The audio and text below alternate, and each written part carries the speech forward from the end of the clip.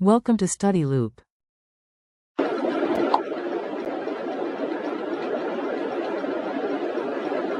In this problem, we're being asked to look at CO2, carbon dioxide, decomposing into its elements, right? So what is the ratio of the mass of oxygen to carbon? Well, we just take the mass of oxygen, 0.727 grams, and put it over the mass of carbon. We can simplify.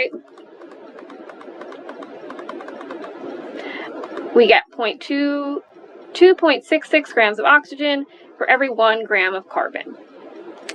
Now, that was part A. In part B, we're being asked to consider a different sample, one that has 0.571 grams of oxygen over 0.429 grams of carbon.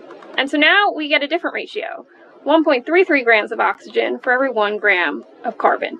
So this should already lead us to think that, well, if the ratio of the atoms is not the same, or the masses of the atoms is not the same, then, according to Dalton, this second compound is going to have a different empirical formula than the first. And so what we need for this is to consider molar mass, okay? So if we go back to the first compound, right, we know just from looking at CO2 that for every 1 mole of carbon, there are 2 moles of oxygen. That's what we need to figure out for problem B, right? So we're going to take our ratio, 1.33 grams of oxygen, set up our dimensional analysis.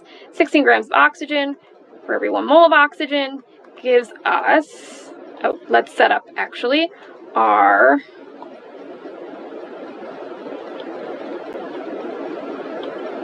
second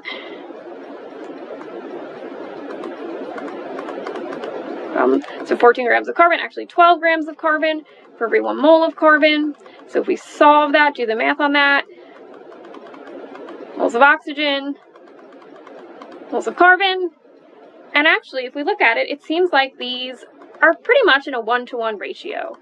And so we can think, well, this will correspond to carbon monoxide, CO.